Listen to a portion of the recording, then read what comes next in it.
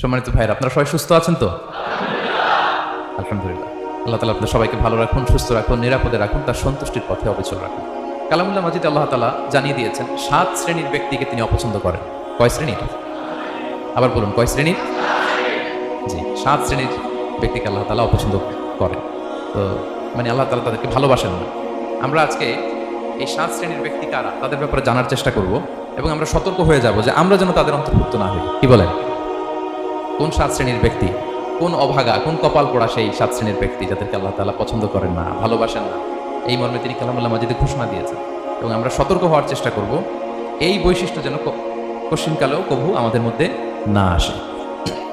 তাহলে কালামুল্লাহ মাজিদ আল্লাহ তাআলা জানিয়েছেন যে তিনি 7 শ্রেণীর ব্যক্তিকে পছন্দ করেন না। তার মধ্যে প্রথম শ্রেণী হচ্ছে সীমা লঙ্ঘনকারী।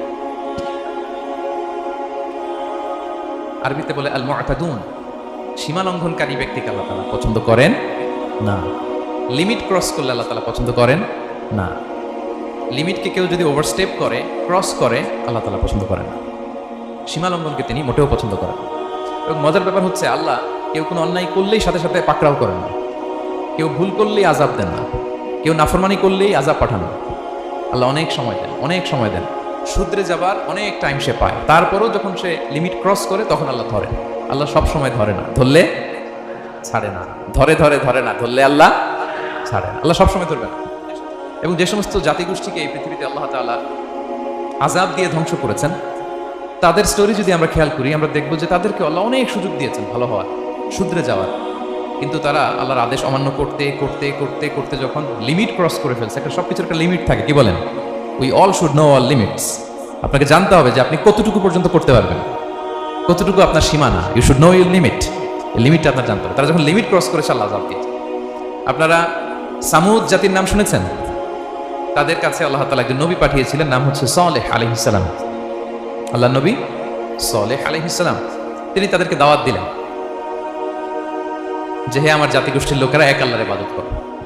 তারা অবাধ্য হলো। তিনি সত্যের পথে আহ্বান করলেন, তারা এই কথা শুনলো না। একটার পর একটা আল্লাহর পায়গাম আসে, তারা অবাধ্য হয়, তারা আল্লাহ তাআলার আদেশকে মানে না। সবশেষে সামুদ গোত্র, তারা আবার খুব শক্তিশালী ছিল। তারা পাহাড় কেটে আর্কিটেকচার করে ডিজাইন করে কিভাবে আবাসন তৈরি করতে হয়, পাহাড়ি এলাকায়, মাউন্টেইন এলাকায় কিভাবে আবাসন তৈরি করতে হয়, এটার ব্যাপারে এক্সপার্ট ছিল। কিন্তু তারা সালেহ আলাইহিস সালামকে বলল, সালেহ তুমি পাগল, তুমি জাদুকর, তুমি যে আল্লাহর কথা বলছো আমরা মানবো এক শর্তে, যদি এই পাহাড়ের ভেতর থেকে 10 মাস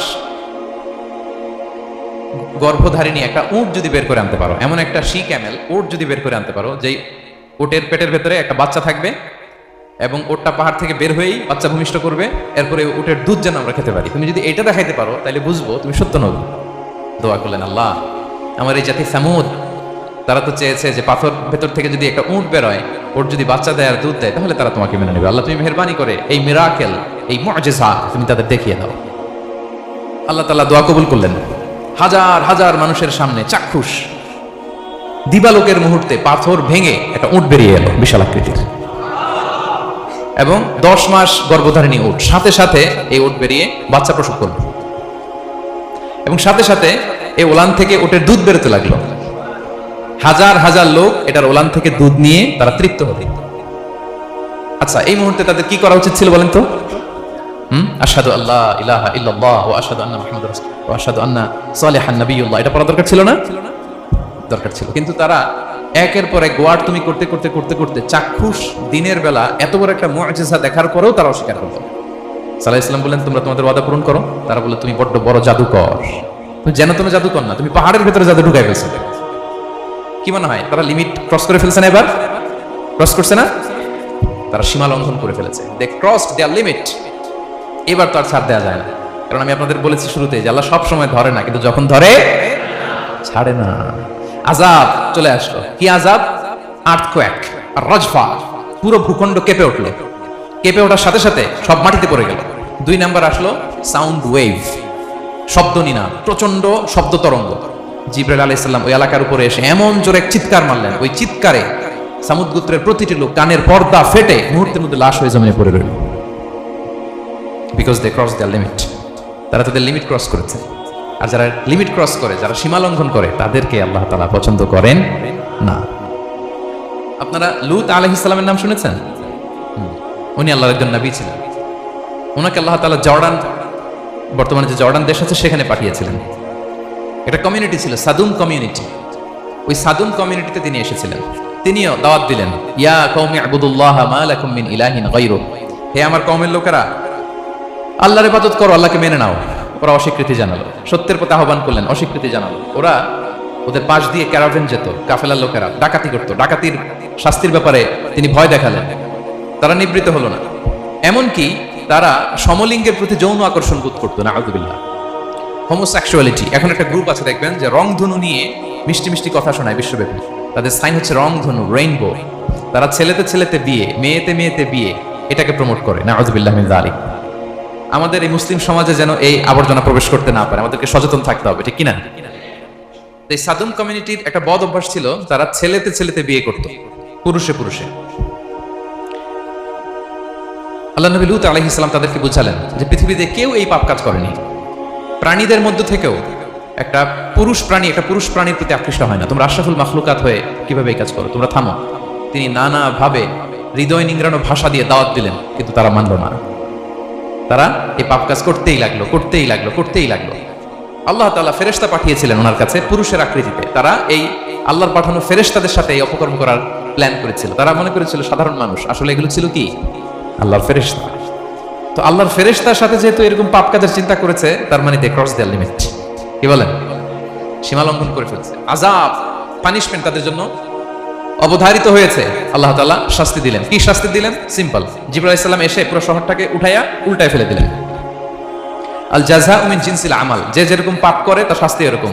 ওরাও স্বাভাবিক মানুষের যে নেচার, এটা উল্টায় ফেলছে। কি বলেন? পুরুষ আকৃষ্ট হবে, সেক্সুয়াল অ্যাট্রাকশন ফিল করবে নারীর প্রতি, নারী পুরুষের প্রতি। এই যে নেচারকে উল্টাইছে না, আল্লাহকে তোদের শহরটারে উল্টাই দিলাম। জিবরাইল আলাইহিস সালাম এসে পুরো সাদুম শহরটাকে আকাশে উঠিয়ে একটা আছাড় মারলেন, আপসাইড ডাউন। উপরের অংশ চলে গেল নিচে, সব মাটির অতল গহ্বরে। ফাজআলনা আলিয়াহা সাফিলাহা ওয়া আমতারনা আলাইহিম মিন সিজারাতিন মিন সিজিলিন মানদুদ। আল্লাহ বললেন উপরের অংশ নিচে নিয়ে নিলাম, পুরো শহরটারে উল্টে দিলাম, আর পাথর বৃষ্টি বর্ষণ করলাম, সব শেষ। ওই জায়গাটা আজও আছে, ওইটা জর্ডান এবং ইসরায়েলের সীমান্তে। এটাকে এখন বলে মৃত সাগর, আল বাহরুল মাইয়িত, আরবিতে। ইংরেজিতে বলে ডেড সি। কি সি? Dead sea. মৃত সাগর কেন? কারণ ওখানে কোনো প্রাণী জন্মায় না। ওই সাগরে কোনো মাছ নাই, কোনো ব্যাঙ নাই, এমনকি কোনো শ্যাওলাও নাই। গজবের জায়গা। লবণের density at least 10 times more than the natural sea. সাধারণ সাগরের পানিতেই তো কত লবণ, আমরা মুখে নিলে রাখতে পারি এত লবণ। ওইটার চেয়ে কমপক্ষে 10 গুণ বেশি লবণ রাখত। গজবের জায়গা, আযাবের জায়গা। এবং আযাব কেন এসেছে? দে ক্রস দ্য লিমিট, তারা সীমা লঙ্ঘন করেছে। আর ইন্নাল্লাহা লা ইউহিব্বুল মুআতাদিন, আল্লাহ তাআলা সীমা লঙ্ঘনকারীকে পছন্দ করেন না। আরেকজন নবীর কথা বলে এই পয়েন্টটা শেষ করি। মুসা আলাইহিস সালাম, ফেরাউনের হেদায়েতের জন্য আল্লাহ তাআলা মুসা আলাইহিস সালামকে পাঠিয়েছিলেন। তিনি নানাভাবে তার ভাইকে নিয়ে দাওয়াত দিতে লাগলেন, কিন্তু ফেরাউন এই কথা মানে না। ফেরাউন বলে, তুমি যে নবী, প্রমাণ কি? মুসা আলাইহিস সালাম বলেন, দেখো এই যে আমার হাতে লাঠি। উনি এমন নবী ছিলেন, উনি লাঠি মাটিতে রেখে দিলে এটা মুহূর্তে সাপ হয়ে যেত। তো মাটিতে তিনি লাঠি রাখলেন, এটা মুহূর্তে সাপ হয়ে গেল, যে এই যে আমি নবী। মানে না, বললেন আরো কিছু দেখা। তো মুসা আলাইহিস সালাম বগলের এখান থেকে হাত উঁচু করলে নূরের ঝলকানি হাতের মধ্যে দেখা যেত। উনি নূরের ঝলকানি দেখালেন, এরপরও মানে না। এরকম একটার পর একটা আল্লাহ নবী মুসা আলাইহিস সালাম মুআজিজা দেখাতে লাগলেন, কিন্তু ফেরাউন মানে না। শুধু মানে না এতটুকুই না, সবশেষে আল্লাহ নবী মুসা আলাইহিস সালামকে অ্যাসাসিনেশন, হত্যার পরিকল্পনা করলো তারা। যে বনি ইসরাইল, মুসা এবং মুসার অনুসারী যারা আছে দুনিয়া থেকে সরাই দিতে হবে, ধরো মুসারে ধরো, মুসার অনুসারীদের ধরো। ধাওয়া পাল্টা ধাওয়া শুরু হলো। আল্লাহ নবী মুসা আলাইহিস সালাম বনি ইসরাইলকে নিয়ে বাঁচার জন্য ছুটলেন। ছুটতে ছুটতে সামনে লোহিত সাগর। দেখেন, একে তো আল্লাহর বিধান মানে নাই, এরপরে একটার পর একটা মুআজিজা আসলো, সেটাও মানে নাই। এখন নবীরে হত্যার জন্য ছুটছে। কি মনে হয় সীমালঙ্ঘন হয়েছে? একটু হয়েছে না অনেক? আল্লাহু আকবার। আল্লাহ বলেন, ফাআগরাকনাল আখারিন, আমি মুসা এবং বনি ইসরাইলকে বাঁচাই দিলাম, ফেরাউন সহ তার দলবলকে সাগরে ডুবাই মারলাম। শুধু ডুবাই মারে নাই, আল্লাহ বলে, ফাল ইয়াউমা নুনাজ্জিকা বিবাদানিকা লিতাকুনা লিমান খালফাকা আয়া। ফেরাউনকে লোহিত সাগরে তো ডুবিয়েছেই। আল্লাহ বলেন, ফেরাউন, তোর অনুসারী যারা পৃথিবীতে থাকবে, তোর চালাচামুন্ডা যারা থাকবে, তোর খালাতো ভাই চাচাতো ভাই যারা দুনিয়াতে বেঁচে থাকবে, তাদের জন্য তোর লাশটারে আমি শুটকি বানিয়ে রাখলাম। Up to the day of judgment, কিয়ামত পর্যন্ত ফেরাউনের লাশটা মিশরের জাতীয় জাদুঘরে ড্রাই বডি হিসেবে আছে। আমি নিজে দেখে এসেছি, নিজ চোখে মমিফাইং করে শুটকি বানায় রাখছে। এভাবে পৃথিবীতে যতগুলো জাতিগোষ্ঠীকে আল্লাহ তাআলা আযাব দিয়ে ধ্বংস করেছে, তার কারণ হচ্ছে সীমা লঙ্ঘন। তার কারণ কি? প্রিয় ভাইরা, আমরা যেন আমাদের লাইফস্টাইলের দিকে একটু খেয়াল করি যে এই সীমালঙ্ঘনের কাতারে আমরা চলে আসলাম কিনা, আমরা চলে আসলাম কিনা আমাদেরকে খেয়াল রাখতে হবে। আল্লাহ তাআলা সীমালঙ্ঘনকারীকে পছন্দ করেন না। ইন্নাল্লাহা লা ইউহিব্বুল মু'তাদিন, তিনি সীমালঙ্ঘনকারীদেরকে পছন্দ করেন না। এমনকি রাসূলুল্লাহ সাল্লাল্লাহু আলাইহি ওয়াসাল্লামের বায়োগ্রাফি যদি আমরা খেয়াল করি, আমরা দেখব যে তিনি যখন যুদ্ধের জন্য অভিযান পরিচালনা করতেন, দল পাঠাতেন, সেনাবাহিনী পাঠাতেন, তখন তাদেরকে বলতেন, খবরদার যুদ্ধের ময়দানে সীমালঙ্ঘন করো না, সীমালঙ্ঘন করো না, খবরদার। যুদ্ধে যদি কেউ হেরে যায়, বন্দীদের সাথে খারাপ আচরণ করো না। ওরা হেরে গেছে বন্দী, আপনি চাইলে তার কান কেটে দিতে পারবেন, নাক কেটে দিতে পারবেন, আকৃতি বিকৃতি করতে পারবেন না। বিষ্ণু ইসলাম বললেন, খবরদার সীমালঙ্ঘন করো না। যেখানে যুদ্ধে গিয়েছো ওই এলাকার শিশুদেরকে মেরো না, ওই এলাকার নারীদেরকে মেরো না, ওই এলাকার পাদ্রীদের গায়ে হাত তোলো না। সন্ন্যাসীতে যারা ইবাদত করে ওদের তো দোষ নাই, সিভিলিয়ান নাগরিক, তাদের গায়ে হাত তোলো না, খবরদার। গবাদি পশুর গায়ে হাত তুলবে না, এগ্রিকালচারাল প্রোডাক্ট জ্বালিয়ে দিও না। সুবহানাল্লাহি ওয়া বিহামদিহি, কি রহমতের নবী ছিলেন। সীমালঙ্ঘন যেন না করে বিষ্ণু ইসলাম অভিযান প্রেরণের আগে তিনি স্পষ্ট বলেছিলেন, খবরদার কেউ সীমালঙ্ঘন করবে না। যারা তোমাদের বিরুদ্ধে অস্ত্র তুলেনি তাদের বিরুদ্ধে অস্ত্র তোলা যাবে না, কারণ ইন্নাল্লাহা লা ইউহিব্বুল মু'তাদিন, আল্লাহ তাআলা সীমালঙ্ঘনকে পছন্দ করেন না। প্রিয় ভাইরা, তাহলে যে 7 শ্রেণীর ব্যক্তিকে আল্লাহ তাআলা পছন্দ করেন না, তার প্রথমটা আমরা জেনে গেলাম, তারা কারা? সীমালঙ্ঘনকারী। আমি কিন্তু প্রায় এরকম জিজ্ঞেস করব এবং সব শেষে আপনাদেরকে নিয়ে রিভাইজ করব। তাহলে 1 নম্বরে আমরা পেলাম তারা কারা? মেহেরবানি করে সবাই বলবেন একসাথে, তারা কারা? তারা সীমালঙ্ঘনকারী, তারা তাদের লিমিট ক্রস করে, তাদেরকে আল্লাহ তাআলা পছন্দ করে না। সো আমরা আমাদের লাইফের সাথে একটু মিলিয়ে নিই যে আমরা আমাদের কোনো ক্ষেত্রে সীমালঙ্ঘন করি কিনা একটু খেয়াল করেন। আমার যে দায়িত্ব আছে আমি কি সীমালঙ্ঘন করি কিনা? আমার স্ত্রী আমার দায়িত্বে, তার সাথে সীমালঙ্ঘন করি কিনা? আমার ভাতিজা ভাতিজি অনেকের আছে ইয়াতিম, তার বাবা মারা গেছে, তার সব সম্পত্তির দায়ভার আমার উপর দেয়া, আমি ওইখানে তাকে ঠিকঠাক মতো সব দেই কিনা, সীমালঙ্ঘন করি কিনা? হ্যাঁ, ক্ষমতা পেলে সীমালঙ্ঘন করি কিনা? কি মনে হয় আমরা ক্ষমতা পেলে সীমালঙ্ঘন করি কিনা? হ্যাঁ, করে করে হ্যাঁ, মানে যেখানে ডাক্তারের কাছে যাই বলে, ডাক্তার সাহেব আমার এইখানে ফোড়া, সারা দেহের যে কোনো জায়গায় ধরতে পারেন, এইখানে ধরেন না, তো এইখানে না ধরলে ভালো হবে? ফোড়া যেখানে, ট্রিটমেন্ট তো ওইখানে দিতে হবে, কি বলেন? রোগ যেখানে ওষুধও। সীমালঙ্ঘন, দায়িত্ব পেলে আমরা সীমালঙ্ঘন করি। এমনকি আমরা যারা ইবাদত করি, অনেকে ইবাদতও সীমালঙ্ঘন করি, ইবাদতেও না। ভারসাম্য থাকতে হবে, পরিমিতি বোধ থাকতে হবে। এবং মজার ব্যাপার হচ্ছে আল্লাহ তাআলা দোয়া এবং জিকিরের ক্ষেত্রে এই কথাটা উল্লেখ করেছেন যে তোমরা দোয়া জিকিরের ক্ষেত্রে সীমালঙ্ঘন করো না। আল্লাহ তাআলা বলেন, উদউ রাব্বাকুম তাদাররুআ ওয়া খুফিয়া ইন্নাহু লা ইউহিব্বুল মু'তাদিন। তোমরা আল্লাহকে ডাকো কেমন ভাবে? তাদাররুআ ওয়া খুফিয়া, সবিনয়ে গোপনে, সবিনয়ে ডাকো, চুপিসারে ডাকো, গোপনে গোপনে ডাকো, অল্প আওয়াজে ডাকো। কারণ কি? ইন্নাল্লাহা লা ইউহিব্বুল মু'তাদিন, আল্লাহ সীমালঙ্ঘনকারীদেরকে পছন্দ করেন না। তাহলে আপনি যদি দোয়া করেন আল্লাহর কাছে, যখন জিকির করবেন বিনীতভাবে, চুপিসারে, সবিনয়ে, বিষ্ণু ইসলাম যেভাবে শিখিয়েছেন ওইভাবে জিকির করবেন। নাকি জিকির করতে করতে মানুষের কাঁধে উঠবে না? উঠবে না? ওঠে ওঠে, হ্যাঁ ওঠে। দেখেন আল্লাহ তাআলা যেইখানে 3 ফোঁটা দেওয়া দরকার 3 ফোঁটা দেয়, যেখানে 1 ফোঁটা ওইখানে 1 ফোঁটা দেয়। আল্লাহ তাআলা ইন্নাহু লা ইউহিব্বুল মু'তাদিন, আল্লাহ সীমালঙ্ঘনকে পছন্দ করেন না। এই কথাটা ঢুকাইছে কোথায়? দোয়া আর জিকিরের মধ্যে। কারণ আল্লাহ জানে আল্লাহর কিছু বান্দা থাকবে তারা দোয়া এবং জিকিরের সময় কি করবে? সীমালঙ্ঘন করবে। মাঝে মাঝে কিছু ভিডিও ক্লিপসে দেখা যায় জিকির করতে করতে আরেকজনের কাঁধের উপরে, যিনি জিকির পরিচালনা করতেছে তার মাথার উপরে। এখন আমি ওয়াজ করতেছি, আপনি যদি লাফাইতে লাফাইতে এসে আমার উপরে পড়েন, হ্যাঁ, মাইকের উপরে যদি এসে পড়েন, আমার অবস্থা হবে কি? লাফাতে লাফাতে উপরে উঠে যায়, নিজে ইনজুর্ড হয়, পাশের শ্রোতাকে ইনজুর্ড করে, যিনি আলোচনা পরিচালনা করতেছে তাকে ইনজুর্ড করে। এরকম আছে না নাই? ইন্নাহু লা ইউহিব্বুল মু'তাদিন, আল্লাহ তাআলা সীমালঙ্ঘনকে পছন্দ করেন না। তাহলে আমাদের প্রত্যেকের উচিত আমাদের লিমিট জানা, আমরা যেন আমাদের কখনো লিমিটকে ক্রস না করি। প্রিয় ভাইরা, এটা প্রতিটি ক্ষেত্রে, ইভেন ইবাদতে আমরা যেন সীমালঙ্ঘন না করি। এই পয়েন্টটা মনে থাকবে আপনাদের? আচ্ছা, তাহলে 2 নম্বরে আমরা চলে যাই। 2 নম্বরে যে শ্রেণীকে আল্লাহ তাআলা পছন্দ করেন না তারা হচ্ছে জালিম বা অত্যাচারী। জালিম বা অত্যাচারী, যারা জুলুম করে তাদেরকে আল্লাহ তাআলা পছন্দ করেন না। আল্লাহ তাআলা বলছেন, ফাআম্মাল্লাযীনা কাফারু ফাউআযিবুহুম আযাবান শাদীদান ফিদ দুনিয়া ওয়াল আখিরা ওয়া মা লাহুম মিন নাসিরিন। যারা দুনিয়াতে কুফরি করবে কঠিন শাস্তি দুনিয়াতেও আখিরাতেও। ওয়া আম্মাল্লাযীনা আমানু ওয়া আমিলুস সলিহাতি ফায়ুওয়াফিহিম উজুরাহুম। আর যারা ঈমান আনবে, সৎকর্ম করবে, তাদের প্রতিদান আমি আল্লাহ বুঝিয়ে দেব। ওয়াল্লাহু লা ইউহিব্বুয যালিমিন। তবে জেনে রাখো আল্লাহ তাআলা জালিমিনদেরকে পছন্দ করেন। তাহলে 2 নম্বরে পাওয়া গেল কাদেরকে পছন্দ করে না? আপনি যদি কারোর প্রতি জুলুম করেন, তাহলে আপনি জালেম, সে হচ্ছে মজলুম। সে কি মজলুম? মজলুম আপনার ক্ষমা না করলে আল্লাহ তাআলা আপনার ক্ষমা করবে না। মজলুম যদি ক্ষমা না করে আল্লাহ তাআলা কঠিন কালো আপনাকে ক্ষমা করবে না। এজন্য জুলুম যেন আমরা কখনো না করি প্রিয় ভাইরা। জুলুম শুধু আল্লাহ তাআলা আমাদের উপরই হারাম করেনি, আল্লাহ নিজের উপর হারাম করছে। জুলুম শুধু আমাদের জন্যই হারাম না, আল্লাহর জন্য হারাম। আল্লাহ তাআলা বলেন হাদিসে কুদসিতে, ইয়া ইবাদি, হে আমার বান্দারা, ইন্নী হারামতু যুলমা আলা নাফসি, আমি জুলুমকে আমি আল্লাহ নিজের উপর হারাম করেছি। ওয়া জাআলতুহু বাইনাকুম মুহাররামা, এবং এই জুলুমকে তোমাদের উপর হারাম করেছি। ফালা তাযালামু, তোমরা একে অপরের উপর জুলুম করো না। জুলুম শুধু আমাদের উপরই হারাম না, আল্লাহ নিজের উপর হারাম করেছেন। তাহলে জুলুমের সাথে কি মুমিনের কোনো সম্পর্ক থাকতে পারে? পারে না। এবং আল্লাহ তাআলা কখনো কোনো বান্দার উপর জুলুম করেন না। ওয়া আন্নাল্লাহা লাইসা বিযাল্লামিন লিল আবিদ, তিনি তার বান্দার উপর জুলুম করেন না। কোনোভাবেই যেন জুলুম না হয়ে যায়, এজন্য আল্লাহ তাআলা কিয়ামতের দিন মাওয়াজিনাল কিসত, ন্যায়ের মানদণ্ড তিনি প্রতিষ্ঠা করবেন, যাতে একটু ভুল না হয়ে যায়, জুলুম না হয়ে যায়। আমরা মাঝে মাঝে যে দোকান থেকে বস্তায় বস্তায় চাল নিয়ে আসি না, চাল দেখা যাবে যে 1 মণ চাল হয়তো সামান্য একটু কম হইতে পারে, সামান্য একটু বেশি হইতে পারে, এরকম হয় না? দেখবেন যে দিছে 10 কেজি, বাসায় এসে দেখবেন যে 10 কেজির চেয়ে একটু বেশি, একটু সামান্য বেশি কয়েক গ্রাম, অথবা 10 কেজির চেয়ে সামান্য কয়েক গ্রাম কম, এরকম হয়ে যায় না? মানুষ তো আমরা, কি বলেন? কিন্তু আল্লাহর নিক্তি পাল্লায়, মিজানের পাল্লায় এরকম হবে নাকি? হবে হবে? আল্লাহ বলে না, মাওয়াজিনাল কিসত, ন্যায়ের মানদণ্ড সেটা। ফামাইয়া আমাল মিসকালা যাররাতিন খায়রান ইয়ারা, যাররা পরিমাণ ভালো করেছো তো সেটাও ওজন দেয়া যায় ওই পাল্লায়। সুবহানাল্লাহ পড়বেন না?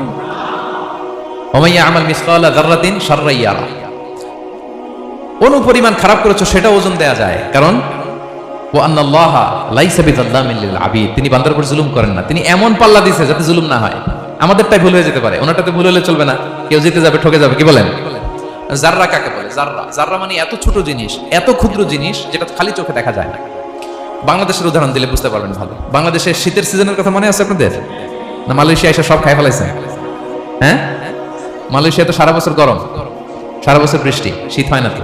বাংলাদেশের শীতের সিজনে টিনের ঘর যাদের থাকে, মনে আছে কিনা জানি না আপনাদের, ওই টিনের চালে যদি ছিদ্র থাকে, শীতের দিন টিনের চালে যদি ছিদ্র থাকে, তাহলে মাঝে মাঝে দেখবেন ওই চিকন ছিদ্রটা দিয়ে সূর্যের একটা আলো ঘরের ভিতরে ঢুকে। মনে পড়ে? টিনের চালের ছিদ্র, চিকন এই ছিদ্রটা দিয়ে সূর্যের একটা চিকন রশ্মি নিচে পড়ে। তো ওইটার কাছে গেলে দেখা যায় ওই আলোটার মধ্যে পাতলা কি যেন ধুলাবালি উঠতেছে। এটা আবার অন্য জায়গায় দেখা যায় না, এমনি দেখা যায় না, কিন্তু ওইটার কাছে গেলে দেখা যায় এই আলোটা যেই বরাবর আসছে, এইখানে কিছু ক্ষুদ্র ছোট ধুলিকণা, ডাস্ট ঘুরে বেড়ায়। আল্লাহ বলে এইটার নাম হচ্ছে যাররা। ফামাইয়া আমাল মিসকালা যাররাতিন খায়রান ইয়ারা, এই ডাস্ট উড়ে বেড়ানো ছোট্ট ধুলিকণা যেটা খালি চোখে দেখা যায় না, এতটুকু ভালো যদি করো সেটাও সেই মিজানের পাল্লায় ওজন দেয়া যায়। এতটুকু খারাপও যদি করো সেটাও সেই মিজানের পাল্লায় ওজন দেয়া যায়। আল্লাহু আকবার। তিনি তার বান্দার উপর জুলুম করেন না। জুলুম তিনি নিজের উপর হারাম করেছেন, আমাদের জন্য কি করেছেন? হারাম করেছেন। এবং বিষ্ণু ইসলাম আরো ভয়ঙ্কর কথা বলেছেন, তিনি বলেছেন মান যালামা কিদা শিবরিন মিনাল আরদি তুবিকাহু মিন সাবঈ আরাদিন, কেউ যদি জুলুম করে তার ভাইয়ের 1 বিঘত পরিমাণ জমি খায়। 1 বিঘত চিনেন তো? এই যে আমার এই আঙ্গুল থেকে এই আঙ্গুলটা, এটা টান টান করলে যতটুকু জায়গা, এটা বলে 1 বিঘত। শিবের আরবিতে বলে শিবের। হ্যাঁ, মান যালামা কিদা শিবর, বিষ্ণু বলেন এই 1 শিবর, 1 বিঘত জমি যদি কেউ অন্যায়ভাবে জুলুম করে তার ভাইয়ের কাছ থেকে খায়, কিয়ামতের দিন তুবিকা আলাইহি সাবউ আরাদিন, এই 7 জমিনকে আল্লাহ তাআলা তার ঘাড়ে চাপাবে। খা এবার খা। অন্যের জমি খাওয়ার এত শখ ছিল, এবার 7 জমিন ঘাড়ে কর। কিয়ামতের ময়দানে আপনার দেহটার বিশাল আকৃতির করা হবে, এই 7 জমিনকে আপনার কাঁধে তুলে দেওয়া হবে। এজন্য আমরা অন্যের রাইটস, অধিকার যেন নষ্ট না করি, কারো উপর যেন জুলুম না করি, কোনোভাবেই না। আমরা নানাভাবে এই জুলুমটা করি। আমরা প্রায় দাদার সম্পত্তি থেকে ফুফুদেরকে বঞ্চিত করি, বাবার সম্পদ থেকে বোনদেরকে বঞ্চিত করি। হ্যাঁ, নিজের ভাই আরেক ভাইকে, আপন ভাই ভাইকে বঞ্চিত করে, জুলুম করে। এরকম দৃশ্যপট আমাদের সমাজে আছে না নাই বলেন তো? কিয়ামতের দিন আল্লাহর সুপ্রিম কোর্টের কাঠগড়ায় হিসেব দিতে হবে। আর এই জালিমদেরকে আল্লাহ তাআলা পছন্দ করেন না। এবং সবচেয়ে ভয়ঙ্কর ব্যাপার হচ্ছে, আপনি যখন কারোর উপর জুলুম করেন, ওই মাজলুম আর আল্লাহর মাঝখানে কোনো ফারাক থাকে না। আল্লাহ ওই ফারাকের পর্দা উঠায় নাই। বিষ্ণু বলেন ইত্তাকি দাওয়াতাল মাজলুম, তোমরা মজলুমের বদদোয়াকে ভয় করো, খবরদার। কারণ ফাইন্না লাইসা বাইনাহু ওয়া বাইনাল্লাহি হিজাব, তার আর আল্লাহর মাঝে কোনো পর্দা থাকে না। দোয়া করলেই ওটা আরশে যেয়ে কবুল হয়ে যায়। আল্লাহ তাআলার চারিপাশে অনেক পর্দা আছে, কেউ কেউ বলে 70,000 নূরের পর্দা। এই 70,000টা সহিহ হাদিস দ্বারা সাব্যস্ত না, কিন্তু অসংখ্য অগণিত পর্দা, এবং পর্দাও এটা নূরের পর্দা। আচ্ছা বলেন তো, জানলা দিয়ে বাইরের আলো ঠেকাতে আমরা দেয়ালে জানালায় কি লাগাই? পর্দা লাগাই। পর্দাটা কিসের তৈরি? মোটা কাপড়ের, যাতে করে ওই আলো না আসে। কিন্তু আল্লাহর চারদিকে যে পর্দা, ওই পর্দাটা কিসের? নূরের, আলো। ওনার পর্দাই আলো দিয়ে তৈরি। সুবহানাল্লাহ বললেন না? বিষ্ণু বলেন ইত্তাকি দাওয়াতাল মাজলুম, মজলুমের বদদুয়াকে ভয় করো। ফাইন্না লাইসা বাইনাহা ওয়া বাইনাল্লাহি হিজাব। কেউ যখন মজলুম হয়ে কেঁদে বদদুয়া করে, তার আর আল্লাহর মাঝে ওই পর্দা থাকে না। বদদুয়া করছে ডাইরেক্ট কবুল। খবরদার আমার পেনাঙ্গের ভাইয়েরা, আমরা যেন জালিম না হই। In it's any form, operation in it's any form, যেই কোনো ভাবে, যেই কোনো ক্ষেত্রে, যে কোনো ধরনের হতে পারে জুলুম। কাউকে আপনি ছোট্ট কোনো কাজে ঠকালেন, বন্টন নীতিতে ঠকালেন, হ্যাঁ, জমি মেরে দিয়ে ঠকালেন, আমানত মেরে দিয়ে ঠকালেন, ইন ইটস এনি ফর্ম যদি জুলুম করে থাকেন, খবরদার। মজলুমের কান্না কখনো বৃথা যায় না। মজলুমের কান্না কখনো বৃথা যায় না। জীবনের কোনো না কোনো সময়ে এর প্রায়শ্চিত্ত আপনাকে করতে হবে। জীবনের কোনো না কোনো সময়ে এর প্রায়শ্চিত্ত করে আপনাকে মরতে হবে। তাহলে কোন বিশ্বাসী কি জালিম হতে পারে? কারণ ইন্নাল্লাহা লা ইউহিব্বুল যালিমিন, আল্লাহ তাআলা জালিমদেরকে পছন্দ করেন না। তাহলে জুলুমের সাথে আমাদের কোনো সম্পর্ক আছে? হ্যাঁ, কোনো সম্পর্ক আছে। তাহলে দুই শ্রেণীর ব্যক্তির কথা আমরা জানলাম যাদেরকে আল্লাহ পছন্দ করেন না। এক নম্বর, প্রথমটা কি ছিল?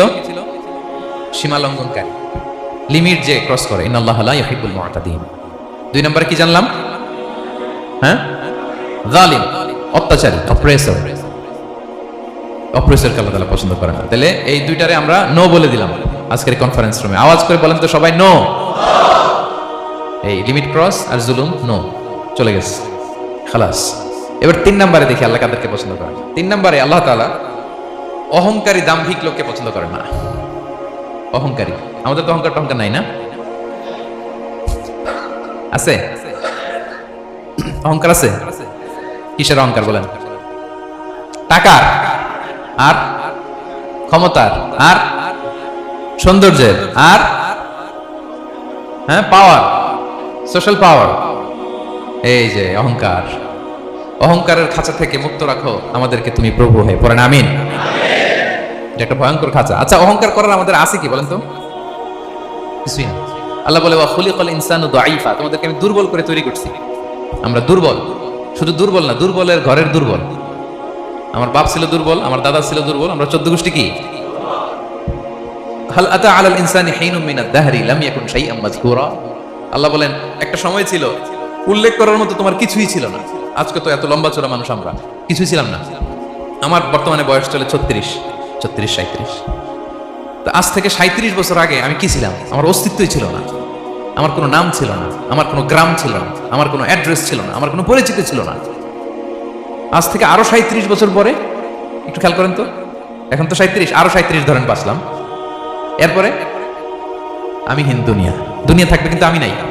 আজকে কার জন্য আটকে আছে দুনিয়ার কাজ বলেন তো? আপনার দাদার জন্য, আপনার নানার জন্য। তো আপনাকে লাগে কেন? আপনাকে লাগে? লাগে না তো আমাকে। আমি দুনিয়া, একদিন কিছুই ছিলাম না। আল্লাহ বলেন হাল আতা আলাল ইনসানি হিনুম মিনাদ দাহরি লাম ইয়াকুন শাইআম মাযকুরা। তুমি কিছু ছিলা, একটা সময় কিছুই ছিল না, উল্লেখ করার মতো তুমি কিছুই ছিল না। অস্তিত্বহীনের জগৎ থেকে তোমাকে আমি অস্তিত্ব আনলাম। তোমার বাবার পৃষ্ঠদেশ থেকে, তোমার মায়ের গর্ভাশয়ে আমি তোমাকে ফেললাম। সেখানে আমি আল্লাহ তোমাকে একটু একটু করে তিলে তিলে বড় করলাম। 9 মাস 10 মাস পরে মায়ের পেট থেকে দুনিয়াতে তুমি আসলে। দেখেন তো দুনিয়ায় আসার পরে আমাদের অবস্থাটা কি? কাপড় নাই, চোপড় নাই, এভাবে চলে আসছি। আসার পরে কেউ যদি মুখে খাবার তুলে দেয় তাহলে খেতে পারি, হ্যাঁ, তাও লিকুইড খাবার, এদিক দিয়ে দিলে এদিক দিয়ে পড়ে যায়, খালি মুছতে হয়। মেহমান একজন এসে আদর করে কোলে নিচে পেশাব করে দিছি ভরাইয়া, আছে না নাই? হয়েছে না? হয়েছে না? এরকম আদর করে একটা কোলে নিয়েছেন। এখনই না ডায়াপার আসছে মিয়া, আজ থেকে 10 বছর আগে এগুলো ছিল নাকি?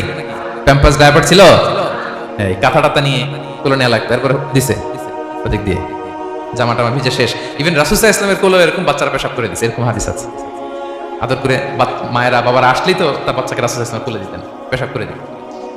তো কার কোলে উঠছে এটাও জানি না, পেশাব করে ভরাই দিচ্ছে। পেশাব পায়খানা করে শয়লাভ। লিকুইড দিলে খেতে পারি, শক্ত কিছু খেতে পারি না। এই তো আমি, এই তো আমার ক্ষমতা। একজন যে বললেন ক্ষমতার অহংকার, এই তো ক্ষমতাটা তো এতটুকু। এরপরে যখন জোয়ান হয়েছে, এখন তো জোয়ান, এখানে একটা ভূমিকম্প হইলে কি অবস্থা হবে বলেন তো জোয়ানদের? হ্যাঁ, কাঁপতে কাঁপতে সব শেষ। একটা ভূমিকম্প, একটা তুফান হলে ওটার বিরুদ্ধে দাঁড়াতে পারি না। একটা তুফান, রাস্তায় টায়ার পাংচার হলে লাফ দিয়ে ওঠে। ক্ষমতা আমার, আমার নাকি ক্ষমতার অহংকার। কি দুর্বল আমরা, হ্যাঁ? কুকুর আমাদেরকে কামড় দিলে আমরা কুকুরের কামড়ও দিতে পারি না, ঠিক কিনা? মশা যে কামড়া, এটা ধরতে না পারলে কিছু করতে পারি? কামড় মাইরা দিছে দৌড়। বল্লা পোকা এটা যদি কামড় দিয়ে দৌড় দিয়ে কিছু করতে পারেন? তো কিসের কিসের ক্ষমতা আপনার? এরপর আবার যদি 70-80 বছর হায়াত পাই, আবার আগের মতো যেখানে বসি ওইখানেই ডাইরেক্ট, আছে না নাই? বয়স যখন 80 হয়ে যায় আর থাকে শরীরের কন্ট্রোল, আবার যেখানে বসে ওইখানেই পেশাব পায়খানা। খাবার দিলে খাইতে পারি, পিঠটা পাকা হয়ে কুজু হয়ে গেছে, এর নাকি আবার অহংকার সাজে? অহংকার সাজে? অহংকার সাজে একজনের, আওয়াজ করে বলতে হবে তিনি কে? 3 নম্বরে অহংকার দাম্ভিককে আল্লাহ পছন্দ করেন না। প্রিয় ভাইরা, আল্লাহ বলেন কারুনের ঘটনাকে আল্লাহ এখানে এনেছেন। আল্লাহ বলেন ইন্না কারুনা কানা মিন কওমি মূসা। কারুন ছিল মুসা আলাইহিস সালামের কওমের লোক, মুসা আলাইহিস সালামের কাজিন ছিল মূলত। কারুন নামে একজন সম্পদশালী ছিল। মিশরের রাজধানী কায়রো থেকে 100 কিলো দূরে ফাইয়ুম নামে একটা জেলা আছে, ওখানে তার বাড়ি ঘর। আমি দেখে এসেছি, কয়েকবার গিয়েছি। তো ফাবাগা আলাইহিম, সে মানুষের উপর চড়াও হলো।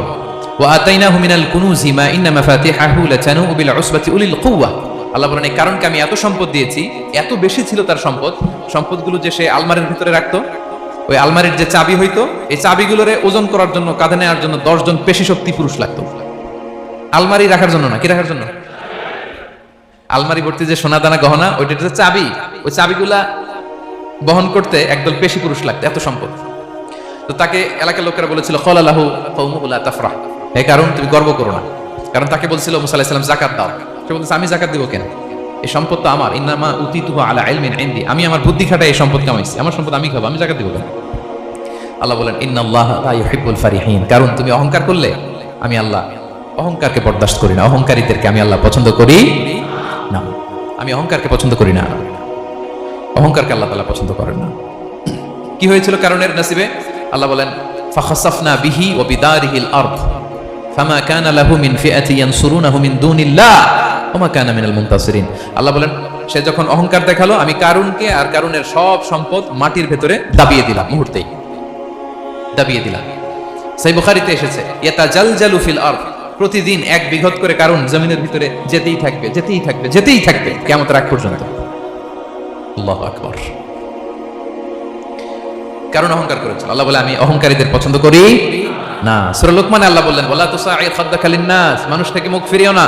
ওয়ালা তামশি ফিল আরদা মারাহা, জমিনে অহংকার ভরে হেঁটো না। ইন্নাল্লাহা লা ইউহিব্বু কুল্লা মুখতালিন ফখুর, আল্লাহ তাআলা অহংকারীদেরকে, দাম্ভিকদেরকে পছন্দ করেন না। এই যে আমি বলছি যে 7 শ্রেণীর লোককে আল্লাহ পছন্দ করেন না, এটা আমার মন গড়া বানানো কথা? প্রতিটি কথার পেছনে কোরআনের যুক্তি আছে। কোরআনে আল্লাহ তাআলা বলছেন আল্লাহ অহংকারীদেরকে পছন্দ করেন না। ইংরেজিতে কি বলে? ইগো আছে আমাদের, হ্যাঁ? ইগো, এটা ছেড়ে ফেলতে হবে, অহংকার করা যাবে না। আমার প্রিয় ভাইরা একটু মনোযোগী হন, এই আয়াতের তাফসীরটা একটু সংক্ষেপে বুঝিয়ে দিই। আল্লাহ তাআলা বলছেন ইন্নাল্লাহা লা ইউহিব্বু কুল্লা মুখতালিন ফখুর, আল্লাহ কোন মুখতাল আর ফাখুরকে পছন্দ করেন না। মুখতাল আর ফাখুর মানে কি? মুখতাল মানে যে অহংকার করে মনে মনে। কিছু লোক আছে ভিতরে ভিতরে নিজের বড় মনে করে, বাইরে বলে না বা বলার সাহস পায় না, কিন্তু ভিতরে ভিতরে ভাবে আমি কোন হনুরে, কি বলে আমি কোন, আমি তো বড়, আরে আমার চেয়ে বড় বেশি জানে নাকি কেউ, আমার চেয়ে কিছু পারে নাকি, আমি তো, কিন্তু এটা মুখ দিয়ে বলে না, ভিতরে ভিতরে আছে না নাই? এদেরকে আরবিতে বলে মুখতাল। কি বলে? মুখতাল। আরেকজন ফাখুর, সে শুধু ভিতরে না, এটা প্রকাশ্যে বলে বেড়ায়, এটা আরো ডেঞ্জারাস। ফাখুর সে আরো খারাপ, সে প্রকাশ্যে তার অহংকার প্রদর্শন করে, বলে বেড়ায় যে আমি বড়, আমি বড়, আমি বড়। এই আমি বড় কথাটাই সবচেয়ে ভয়ঙ্কর, আমি বড় কথাটাই সবচেয়ে ভয়ঙ্কর। নিজে যাকে বড় বলে বড় সে, লোকে যাকে বড় বলে বড় সে হয়। আমার প্রিয় পেনাঙ্গের ভাইরা, নিজেকে বড় মনে করা এটা শয়তানের স্বভাব। কার স্বভাব? বিনয়ী হওয়া এটা নবীদের স্বভাব। আল্লাহ তাআলা ফেরেশতাদেরকে বলেছিলেন উসজুদু লি আদম, তোমরা আদমকে সিজদা দাও। ফাসাজাদাল মালাইকা কুল্লুহুম, সবাই সিজদা দিল ইল্লা ইবলিস, কে ছাড়া? ইবলিস ছাড়া। সে নিজেকে বড় মনে করেছে, শয়তান। কিভাবে? সে লজিক খাটাইলো আল্লাহর সাথে, সে লজিক দিয়ে আল্লাহর বলে আল্লাহ ক্বালা আনা খায়রুম মিনহু, আল্লাহ আমি কেন সিজদা দেব, আমি তো আদমের চেয়ে শ্রেষ্ঠ, আমি বড়। আল্লাহ বলতেছে তুমি বড়, কেমনে বড়? শয়তান বলে খালাকতানি মিন নার, আপনি আমারে বানাইছেন কি দিয়ে? আগুন দিয়ে। ওয়া খালাকতাহু মিন তিন, আর আদমকে বানিয়েছেন মাটি দিয়ে। কি দিয়ে? মাটি দিয়ে। আগুনের ধর্ম দাউ দাউ করে উপরের দিকে কি করে ওঠে, আর মাটি ঢিলা রেখে দিলে নিচে পড়ে যায়। তো সে যুক্তি দিয়ে বলতেছে আল্লাহ ঊর্ধ্বগামী কোনো জিনিস তো নিম্নগামী কোনো জিনিসের কাছে মাথা নোয়াতে পারে? যুক্তি মনে রাখবেন, যুক্তি সব জায়গায় খাটে। আপনার অফিসের যে বস, মালয়েশিয়ান ভাষায় বসরে কি বলেন আপনারা? ওকে, তোকে, এই আপনার তোকের সামনে যে আপনি লজিক খাটাইলে হবে? বস যেটা বলে ওইটাই ফাইনাল। তো আল্লাহ তাআলা আদেশ করেছিলেন সেজদা করার, সে সেজদা করলেই ভালো করতো, কিন্তু সে যুক্তি দিল আল্লাহ আমি শ্রেষ্ঠ, তাকে বানাইছেন মাটি দিয়ে, আমারে বানাইছেন আগুন দিয়ে, আমি কেন মাথা নত, আমি বড়। আমি বড় বলার সাথে সাথে দৃশ্যপট পাল্টাই গেল। আল্লাহ বলে বের হ, ফখরুজ, বের হ, তুমি অভিশপ্ত, তুমি লানত প্রাপ্ত, তোমার স্থান হবে জাহান্নাম। তুমি নিজেকে বড় মনে করেছো, তাইলে বড় মনে করা এটা শয়তানের স্বভাব। কার স্বভাব? তা আমরা নিজেকে বড় মনে করবো কখনো? আরো জোরে বলেন, করবো? বিষ্ণু ইসলাম নিজে নিজে ছোট থাকতে চাইতেন, তিনি দোয়ায় বলতেন আল্লাহুম্মা জাআলনি ফি আইনি সাগীরা ওয়া ফি আ'য়ুনিন নাসি কাবীরা। আল্লাহ আমার চোখে আপনি আমারে ছোট বানান, আল্লাহ মানুষের চোখে আপনি আমারে বড় বানান। বিশ্বনবী নিজের চোখে নিজে ছোট থাকতেন, কিন্তু গোটা বিশ্বের মানুষের চোখে বড় হয়েছেন না? কত বড়? রাফা'না আলাকা যিকরাক। আল্লাহ বলে আমি যেখানে অতটুকু পর্যন্ত উঠাইছি আপনারে। কোন নবীর নিচে উপরে? নবীকে শেষ পর্যন্ত উঠাইছে? সুবহানাল্লাহ। নবী হে আমি যদ্দূর আপনার উঠাইছি অদ্দূর, ওই পর্যন্ত নিয়ে গেছে সাক্ষাতের জন্য। সুবহানাল্লাহ। প্রত্যেক নামাজে বিশ্বনবীর উপর দুরূদ আছে না নাই? কিয়ামত পর্যন্ত বিশ্বনবীর প্রতি ভালোবাসা আমাদের পক্ষ থেকে আছে না নাই? আছে। আল্লাহ তাআলা ওনাকে বড় করেছেন। এজন্য নিজের চোখে আমরা নিজে ছোট থাকবো। আপনি যদি বড় হন এটা মানুষ বলবে। কে বলবে? নাকি আপনিই বলবেন? বলা যাবে না। এবং বিষ্ণু ইসলাম কিছু টেকনিক আমাদের শিখিয়েছেন, কিছু টেকনিক আমাদের জানিয়েছেন, এই কাজ করলে তোমরা অহংকার থেকে মুক্ত থাকতে পারবে। এর মধ্যে একটা হচ্ছে আগে আগে সালাম দেওয়া। তিনি বলেন আল বাদিউ বিসসালামি বারিউম মিনাল কিবর, যে আগে আগে সালাম দেয় তার হৃদয় থেকে আল্লাহ অহংকার তুলে নেয়। আগে সালাম দেয়, পারবেন? ফোন করলেই আগে কি বলবেন? বাসায় ঢুকেই আগে কি বলবেন? স্ত্রীকে আগে সালাম দিবেন, বন্ধুকে আগে সালাম দিবেন, বাসার কাজের লোকটাকে আগে সালাম দিবেন, আপনার ড্রাইভারকে আগে সালাম দিবেন, বাসার দারোয়ানটারে আগে সালাম দিবেন। ফকির একটা আসলে আপনি সালাম দিয়ে ফেলবেন, পারবেন? হৃদয় থেকে অহংকার ফেলে দিবে কে? আগে আগে আমরা সালাম দেব।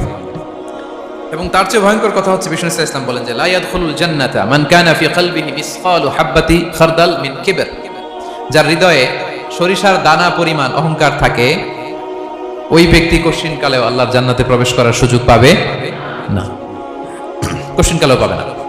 এর কারণ অহংকার আল্লাহর চাদর। অহংকার কার চাদর?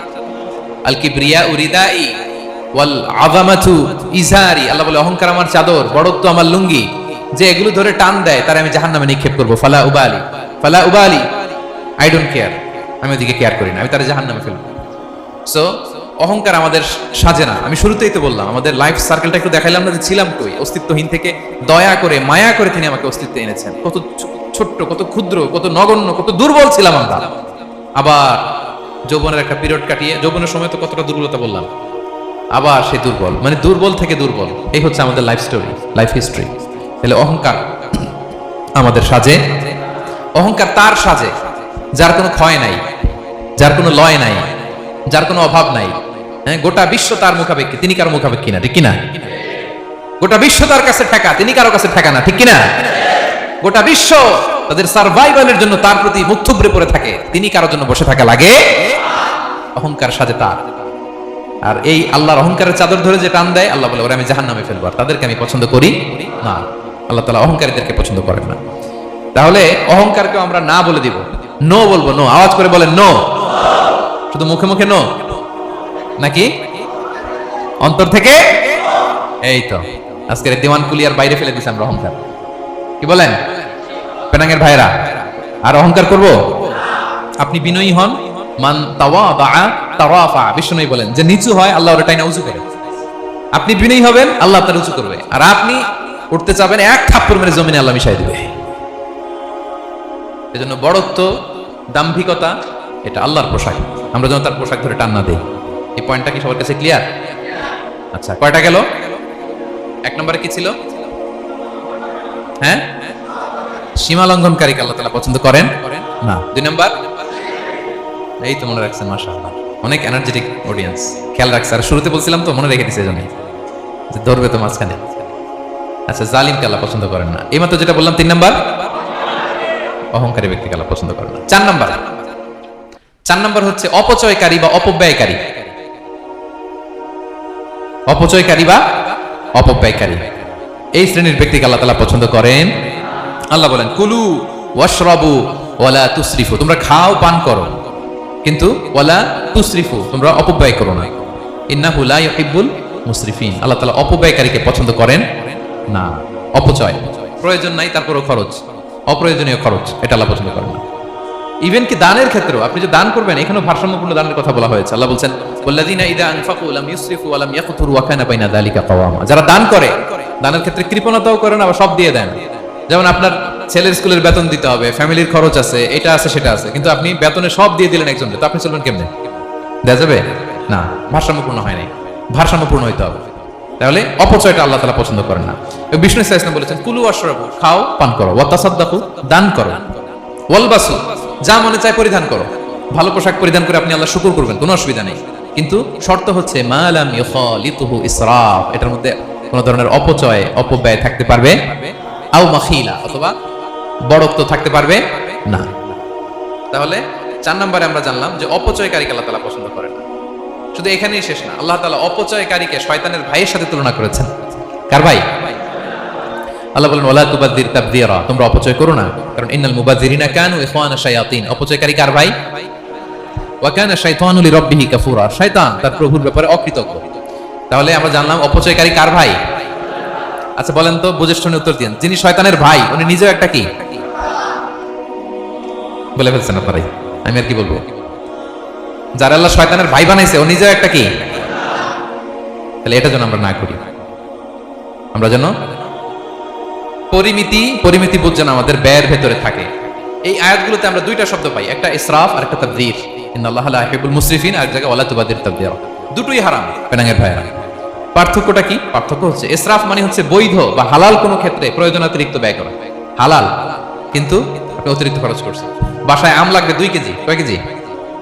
2 কেজি হলে সুন্দর খাওয়া যায়, নিয়ে আসছেন 10 কেজি, কয় কেজি? 3 দিন পরে এগুলো পচে টচে নষ্ট হয়েছে, অপচয় হয়েছে না? কিন্তু আম কিনা হালাল না হারাম? আম খাওয়া হালাল না হারাম? তাহলে এই যে হালাল জিনিসে প্রয়োজনাতিরিক্ত যে খরচ করছেন, এটাকে বলে ইসরাফ, এটা নিষেধ। আরেকটা আল্লাহ যেটা আরো ভয়ঙ্কর, শয়তানের ভাই বানাইছে আল্লাহ যে কারণে, এটা বলে তাবযীর। এটা কি? তাবযীর হচ্ছে অবৈধ বা হারাম কোনো ক্ষেত্রে প্রয়োজনাতিরিক্ত ব্যয় করা। এমনি কাজটা হারাম। এমনি কাজটা কি বলেন তো? মদ খাওয়া কি? এখন ট্রাক ভর্তি করে মদ নিয়ে আসছেন। নাচানাচির অনুষ্ঠানে ফান্ডিং করা কি? অশ্লীলতা, নৃত্য প্রদর্শনের একটা প্রোগ্রাম হবে নারীদের, এটাতে ফান্ডিং করাটা কি? হারাম। এখানে আপনি হাত খুলে দান করছেন, এটার বলে তাবযীর। তাহলে ইসরাফও হারাম, তাবযীরও হারাম। দুইটার মধ্যে বেশি হারাম হচ্ছে তাবযীর, যে তাবযীরের কারণে আল্লাহ তাআলা তাকে শয়তানের ভাই বলেছেন। তাহলে অপচয়ের সাথে আমাদের কোনো সম্পর্ক, আমরা একটু গলা ফাটিয়ে অপচয়কেও নো বলে দিব, আওয়াজ করে বলেন নো। আজকে থেকে আর কোনো অপচয় নাই, আজকে থেকে অপচয় নাই। বিশ্বনবী সাল্লাল্লাহু আলাইহি ওয়াসাল্লাম একবার আম্মা জান আয়েশা রাদিয়াল্লাহু তাআলা আনহার ঘরে ঢুকলেন, ফাওয়াজাদা কিসরাতা খুবজিন মুলকাতিন আলাল আরদ। আম্মা জান আয়েশার ঘরে ঢুকেই দেখলেন এক টুকরো রুটি মাটিতে পড়ে আছে। কোথায় পড়ে আছে? ফাগাদিবান নবী, নবী সাল্লাল্লাহু আলাইহি ওয়াসাল্লাম রেগে গেলেন, তিনি রাগান্বিত হলেন, প্রচন্ড রেগে গেলেন। রেগে আম্মা জান আয়েশাকে বললেন, আয়েশা, এই যে আল্লাহর রিজকে তুমি নষ্ট করছো, আল্লাহর রিজিকের মূল্যায়ন করতে শেখো আয়েশা। কোন ঘরে যদি আল্লাহর রিজিক আসে আর ওই রিজিককে যদি মূল্যায়ন করা না হয়, তাহলে সেই রিজিক আর এই ঘরে আসে না। কারণ এই রুটিটা খেয়েই তো তুমি বেঁচেছিলা, ঠিক কিনা? আজকে আমরা যেই রুটিটা, যেই ভাতগুলো ফেলে দিয়ে ডাস্টবিনে, এতটুকু খাইলে আমার কাশ্মীরের ভাইরা বেঁচে যাবে, এতটুকু পাইলেই আমার ফিলিস্তিনের ভাইরা বেঁচে যায়, এতটুকু পেলেই ওই ডাস্টবিনে মারামারি করে যারা খাবার খোঁজে ওরা বেঁচে যায়, ঠিক কিনা? এই জন্য বিষ্ণু সাল্লাল্লাহু আলাইহি ওয়াসাল্লাম রেগে গেলেন। বিষ্ণু সবসময় রাখতেন না, রেগে বললেন, আয়েশা, আল্লাহর নেয়ামতের কদর করো, তোমার ঘরে রিজিক আসলে ওটা যদি মর্যাদা না দাও, এই রিজিক তোমার ঘরে আর ঢুকবে না। নট নেসেসারি শুধু খাবারের ক্ষেত্রে, যে কোনো ক্ষেত্রে অপচয় যেন না হয়, অপচয় অপব্যয় যেন না হয়। আমরা অনেক সময় করে ফেলি, খেতে বসলে অনেক খাবার নিয়ে ফেলি, অর্ডার করতে গেলে দোকানে অনেক অর্ডার করে ফেলি, রেস্টুরেন্টে, কিন্তু এই খাবারগুলো নষ্ট করা যাবে না। ডাস্টবিনে যেন না যায় আপনার কারণে। আপনি কি করবেন? লেফট ওভার ফুড সাথে করে বঙ্গুজে নিয়ে আসবেন। আপনার তো বঙ্গুজ বলেন নাকি? পেনাঙ্গে কি বলে? বঙ্কুস। হ্যাঁ, টেক অ্যাওয়ে বা বঙ্কুস বললে ওরা বঙ্কুস দিবে, নিয়ে আসবেন, বাসায় এনে রাতে খাবেন, তারপরের দিন খাবেন, অথবা কাউকে দিয়ে দিবেন, কিন্তু খাবার নষ্ট করা চলবে। কারণ ইন্নাল্লাহা লা ইউহিব্বুল মুসরিফিন, আল্লাহ তাআলা অপচয়কারীকে পছন্দ করেন। কথাটা কি বুঝতে পেরেছেন সবাই? আচ্ছা, কয়টা গেল? আর বাকি রইল কয়টা? 5 নাম্বার, খেয়ানতকারী। আমানতের খেয়ানত যে করে, বা বিশ্বাসঘাতক আমানতের খেয়ানত যে করে। অনেক লম্বা কথা, আমি যেহেতু সময় কম শেষ করে দিচ্ছি। ইন্নাল্লাহা লা ইউহিব্বুল খাইনিন, আল্লাহ তাআলা খেয়ানতকারীকে পছন্দ করেন। বিশ্বাসঘাতকতা যে করে, আল্লাহর কথা বাদ দেন, আমাদের সমাজে বলেন, কেউ যদি বিশ্বাসঘাতকতা করে আমরা পছন্দ করব? করব না, তাকে কেউ পছন্দ করে না। ইন্নাল্লাহা লা ইউহিব্বু মান কানা খাওয়ানান আসিমা, পাপী খেয়ানতকারীকে আল্লাহ পছন্দ করেন না। এবং মুনাফিকের আলামত রাসূল সাল্লাল্লাহু আলাইহি ওয়াসাল্লাম বলেছেন, কি দেখে মুনাফিক চিনবে? তিনি বলেছেন 3 জিনিস দেখে মুনাফিক চিনবে। 1, ইযা হাদাসা কাযাবা, মুনাফিক কথা বললে মিথ্যা বলে। কথা বললে কি করে? ওয়া ইযা ওয়া'আদা আখলাফা, ওয়াদা করলে খেলাফ করে। 3 নম্বরে ওয়া ইযা আতুমিনা খানা, মুনাফিকের কাছে আমানত রাখলে খেয়ানত করে। আমানতের খেয়ানত, এটা মুনাফিকের আলামত। শুধু মুনাফিকের আলামতই না, এটা কিয়ামতের একটা আলামত। আল্লাহ বলেন, ইন্নাল্লাহা ইয়া'মুরুকুম আন তুআদ্দুল আমানাতি ইলা আহলিহা, আল্লাহ তাআলা আদেশ করেছেন আমানতের যে হকদার তার হাতে তার আমানত পৌঁছে দাও। আদেশটা কার? সবাই বলুন, আদেশ কার? আল্লাহ। আমানতের খেয়ানত এটা মুনাফিকের আলামত এবং কিয়ামতের আলামত। এক বেদুইন এসে রাসূল সাল্লাল্লাহু আলাইহি ওয়াসাল্লাম বললেন, ইয়া রাসূলুল্লাহ মাতা সাআ, কিয়ামত কবে হবে? কি কবে হবে? কিয়ামত কবে হবে? রাসূল সাল্লাল্লাহু আলাইহি ওয়াসাল্লাম বললেন, ইযা দুইয়াতিল আমানাতু ফান্তাযিরিস সাআ, যখন আমানতের খেয়ানত শুরু হবে সমাজে তখনই কিয়ামত হবে। সে বলল, ইয়া রাসূলুল্লাহ কাইফা ইদাআতুহা, আমানতের খেয়ানত আবার কেমনে হয়? সহজ সরল মানুষ, আমানতের খেয়ানত হয় কেমনে? বিষ্ণু বললেন, ইযা উসিদাল আমরু ইলা গায়রি আহলিহি ফান্তাযিরিস সাআ, যে লোক যেই কাজের যোগ্য নয় তাকে যখন সেই কাজে বসিয়ে দেয়া হবে তখনই কিয়ামত হয়ে যাবে। এখন এটা আছে না নাই সমাজে? বলেন। হ্যাঁ, যে যেই কাজের যোগ্য না সেই কাজ সে পায় না। সবাই বলেন তো, যে যেই চেয়ারে বসার যোগ্যতা রাখে না ওই চেয়ারে সে বসে কি বসে না? নেতা হওয়ার যোগ্যতা নাই, নেতা হয়ে গেছে। পদের যোগ্যতা নাই, পদ পেয়ে গেছে। চাকরির যোগ্যতা নাই, ওই যে উপর থেকে ফোন আসছে, ফোনের ঠেলায় চাকরি হয়ে গেছে। দেশেরও 12টা বেজে গেছে। এইভাবেই আমানতের খেয়ানত হয়। প্রিয় ভাইরা, আমানত ব্যাপারটা অনেক বড়। অনেকে মনে করে, আপনারা কি বোরিং হয়ে যাচ্ছেন? আর অল্প, আর ম্যাক্সিমাম 10 মিনিটস। প্রিয় ভাইরা, আমানত এই ব্যাপারটা অনেক বড়। অনেকে মনে করে, একজন আমার কাছে একটা মোবাইল রেখে গেছে, বলছে ভাই এই মোবাইলটা আগামী সপ্তাহে এসে নিয়ে যাবো। তো অনেকে মনে এইটাই শুধু আমানত, অনেক ভালো। বা 10,000 রিঙ্গিত রেখে বললো 3 দিন পরে এসে আমি টাকাটা তোমার কাছ থেকে নিব। তো আপনি দিয়ে দিলেন, এটা তো আমানতদার হলেনি। কিন্তু শুধু এতটুকু আমানত নয় প্রিয় ভাইরা আমার। আল্লাহ তাআলা আমাদেরকে যা দান করেছেন তার সবই আমানত, সবকিছুই আমানত। এই যে আমাকে আল্লাহ জ্ঞান দিয়েছেন, এই জ্ঞানটা আমানত। যাদেরকে আল্লাহ পরিচিতি দিয়েছেন, পরিচিতি এটা আমানত। আমার অর্থ, আমার সন্তান, আমার ক্ষমতা, আল্লাহর দেয়া প্রতিটি নিয়ামতই আমানত। এবং এই আমানতের ব্যাপারে আল্লাহ তাআলা জিজ্ঞেস করবেন। আপনি একটা প্রতিষ্ঠানের প্রধান, এই প্রতিষ্ঠান আপনার কাছে আমানত। আপনি মসজিদের সভাপতি, এই মসজিদ আপনার কাছে আমানত। আপনি চেয়ারম্যান, এই ইউনিয়ন পরিষদ আপনার কাছে আমানত। কি বলেন? আপনি MP, member of the parliament, এই নির্বাচনী এলাকাটা আপনার কাছে আমানত। আপনি রাষ্ট্রপ্রধান, পুরো রাষ্ট্রের প্রতিটি ইঞ্চি আপনার কাছে কি? এই আমানতের খেয়ানত যখন হবে, বিষ্ণু বলেন, তখনই কিয়ামতের অপেক্ষা করো, ফান্তাযিরিস সাআ, কিয়ামত হয়ে যাবে। তাহলে খেয়ানতকারীকে আল্লাহ তাআলা পছন্দ করেন না, আমানতের খেয়ানতকে পছন্দ করেন। আর আমানত এটা ব্যাপক বিষয়। আমার জ্ঞান, আমার ক্ষমতা, আমার পরিচিতি, আমার সন্তান, আমার স্ত্রী, সবকিছু আমানত। এবং এগুলোর ব্যাপারে আল্লাহ তাআলা আমাদেরকে জিজ্ঞেস করবেন। কয়টা গেল? তাহলে খেয়ানতকে আমরা নো বলে দিব। আওয়াজ করে বলেন নো। একটা সাথে আমাদের সম্পর্ক নেই। 6 নম্বরে হচ্ছে ফাসাদ সৃষ্টিকারী, বিশৃঙ্খলা সৃষ্টিকারী।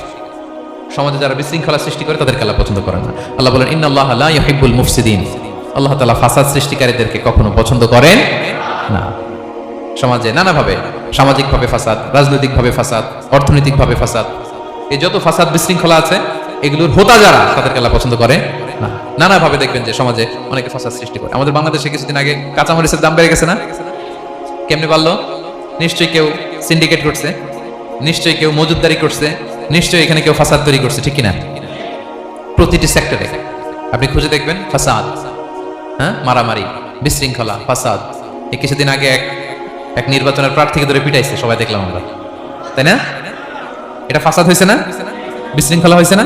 এই আপনি যদি ধরে ধরে বলেন পরিবারে, সমাজে, রাষ্ট্রে, অর্থনীতিতে, বাজারে, প্রতিটি জায়গায় ফাসাদ আছে না নাই? আল্লাহ তাআলা বলেন ইন্নাল্লাহা লা ইউহিব্বুল মুফসিদিন, এই ফাসাদ সৃষ্টিকারীকে আল্লাহ তাআলা পছন্দ করে না। মদিনাতে এই যে টিকিটের দাম, সুন্দর কথা বলছেন, টিকিটের দাম বাড়ায় যারা দেয়, সেম গোস টু দেম, তাদেরও একই কথা, ফাসাদ সৃষ্টিকারী আর মুফসিদুন। এই যে আমাদের হাজিদের এত টাকা লাগে কেন? 50,000 টাকার টিকিট হয়ে গেছে কয় লাখ? 2 লাখ, কয় 1 লাখ। হজে যারা গেছে 1,95,000 টাকা করে পড়ছে একজনের টিকিট। কিয়ামতের দিন আল্লাহর সুপ্রিম কোর্টের কাঠ গড়ায় তোমাকে দাঁড়াতে হবে, পাই টু পাই সেদিন হিসেব নিয়ে আল্লাহ তাআলা ছাড়বেন, ঠিক কি না? সেদিন হবে আসল খেলা। এখন তো আমরা মাইক পেলেই বলি খেলা হবে, কিন্তু আসল খেলা কবে? লক্ষ লক্ষ কোটি মানুষের সামনে আল্লাহ তাআলা আপনার এই কোমর ফাঁস করে দিবেন, আল্লাহ তাআলা আপনাকে অপমানিত করে ছাড়বেন। তাই কোনো ফাসাদের সাথে, বিশৃঙ্খলার সাথে মুমিনের কোনো সম্পর্ক থাকতে পারে না। মদিনায় মুনাফিকেরা এই ফাসাদ তৈরি করত। যখন তাদেরকে বলা হতো তোমরা ফাসাদ করো কেন, ওয়া ইযা কিলা লাহুম লা তুফসিদু ফিল আরদ ক্বালু ইন্নামা নাহনু মুসলিহুন, তারা বলে আরে ফাসাদ কি, আমরাই তো ভালো মানুষ, আমরাই তো ভালো মানুষ, আমরাই তো ভালো কাজ করি। আল্লাহ বলে না, আলা ইন্নাহুম হুমুল মুফসিদুনা ওয়ালাকিন লা ইয়াশউরুন, ওরাই ফাসাদ সৃষ্টিকারী, ওরাই ফাসাদ সৃষ্টিকারী, ওরাই সমাজে বিশৃঙ্খলা সৃষ্টিকারী। ওদের ভেতরে এক, বাইরে আরেক, তার নাম মুনাফিক, ঠিক কি না? মুনাফিকের সহজ সংজ্ঞা কি জানেন? ভিতরে লালন করে একটা অনুভূতি বা ভাবে একটা, কিন্তু মুখ দিয়ে বলে, তার মানে ভেতরে এক, বাইরে আরেক, তার নাম দুই মুখ সাপ। এদিকে যায় বলে আপনার লগে আছে, আপনি খুব ভালো, ওদিকে যায় বলে আরে না না উনি কি, উনি তো খুব খারাপ মানুষ, আপনি অনেক সবচেয়ে ভালো, আমি আপনার সাথে আছি। এরকম ডাকাইতে আছে না নাই? দুমুখ সাপ, ডাবল স্ট্যান্ডার্ড, নেহি এদার নেহি ওদার, দারমিয়ান মে সদর বদর, ডানেও না বায়েও না, মাঝখানে সদর বদর। বুঝেন? দুই নৌকার মধ্যে দুই পা দিছিলেন কখনো? দিছি। অবস্থা কি হয়েছিল তোমার বলো?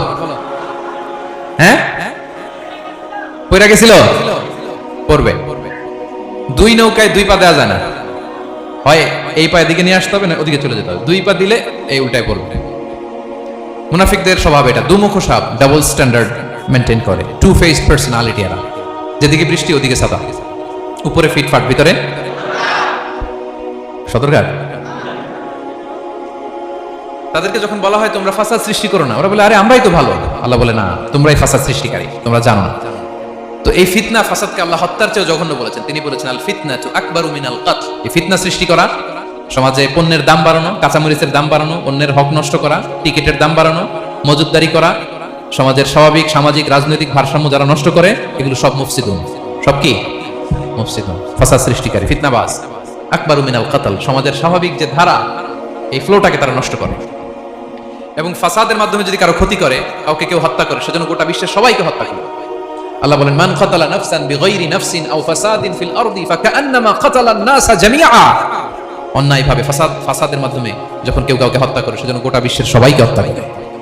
আকবারু মিনাল কতল, ফিতনা এত বড় ভয়ঙ্কর পাপ। তো এই ফিতনার সাথে, ফাসাদের সাথে, ফাসাদ সৃষ্টি করা, বিশৃঙ্খলার সাথে আমাদের কোনো সম্পর্ক, কারণ ইসলাম শান্তির ধর্ম। কিসের ধর্ম? শান্তির ধর্ম।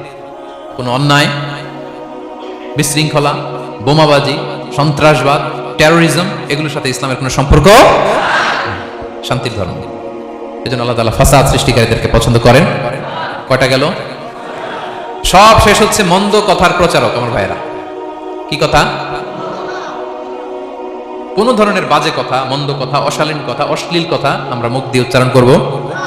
কোন ধরনের বাজে স্ট্যাটাস, মন্দ স্ট্যাটাস, অশালীন স্ট্যাটাস আমরা ফেসবুকে দিব? কারো এরকম অশালীন স্ট্যাটাস শেয়ার দিব? নেভার, কখনো দিব না। আল্লাহ পছন্দ করেন। আল্লাহ বলেন লা ইউহিব্বুল্লাহুল জাহরা বিসসুই মিনাল কওলি ইল্লা মান যুলিম ওয়া কানা আল্লাহু সামিআন আলিমা। কোন খারাপ কথা কেউ প্রকাশ করবে, পাবলিক করবে, ওপেনলি বলে বেড়াবে, এটা আল্লাহ পছন্দ করে না। কিন্তু সে যদি মাজলুম হয় সেটা ভিন্ন কথা। কোন ধরনের অশ্লীল কথা, অশালীন কথা মুমিনের মুখ দিয়ে বেরোতে পারে। রাসূল সাল্লাল্লাহু আলাইহি ওয়াসাল্লামের ব্যাপারে দেখেন, আনাস রাদিয়াল্লাহু কি বলেন, তিনি বলেন লাম ইয়াকুনিন নবী সাল্লাল্লাহু আলাইহি ওয়াসাল্লাম সাব্বাবান, বিষ্ণু সাল্লাল্লাহু আলাইহি ওয়াসাল্লাম মুখ দিয়ে কোনোদিন কাউরে বকা দেয় নাই, গালি দেয় নাই। ওয়ালা ফাহাশান, আমার নবী কখনো তার জবান মোবারক দিয়ে অশালীন কথা বলেন নাই। ওয়ালা লাআনান, কাউকে লানত তিনি করেন নাই। সুবহানাল্লাহ পড়ে। তো সেই নবীর উম্মত হয়ে আমরা কোনো খারাপ কথা বলবো, অশালীন কথা একসাথে বন্ধুরা যখন বসেন আড্ডা দিতে যে অনেক অশ্লীল কথা বলে ফেলে, আছে না নাই? বন্ধুরা কি বলেন আপনারা? Cowan Cowan Cowan. তো এই যে একসাথে বসতে যে অনেক সময় অশালীন অশ্লীল কথাবার্তা অনেকে বলে ফেলে, এদেরকে আল্লাহ তাআলা পছন্দ করে না। এই জাতীয় কথা যেন আমাদের মুখ দিয়ে কখনো বের না হয়। এবং অশ্লীলতার প্রচার যারা সমাজে ঘটায়, আল্লাহ বলে তাদেরকে দুনিয়াতেও আমি লাঞ্ছিত করবো, শাস্তি দেবো, আখিরাতেও দেবো। আল্লাহ তাআলা বলছেন ইন্নাল্লাযীনা ইউহিব্বুনা আন তাশিআল ফাহিশাতু ফিল্লাযীনা আমানু লাহুম আযাবুন আলীম ফিদ দুনিয়া ওয়াল আখিরাহ। যারা চায় মুমিনদের মাঝে অশ্লীলতা ছড়িয়ে পড়ুক, তাদেরকে দুনিয়া আখিরাতে আমি লাঞ্ছিত করে ছাড়বো। দুনিয়ায় লাঞ্ছিত, আখিরাতেও লাঞ্ছিত, দুনিয়াতেও আযাব, আখিরাতেও। এজন্য অশ্লীলতার সাথে আমাদের কোনো সম্পর্ক নাই। আমরা কোনো অশ্লীল কথা যেন আমরা না বলি। এখন অশ্লীলতার শয়লাভ, নাটকের নামে, সিনেমার নামে, বিনোদনের নামে, আছে না নাই?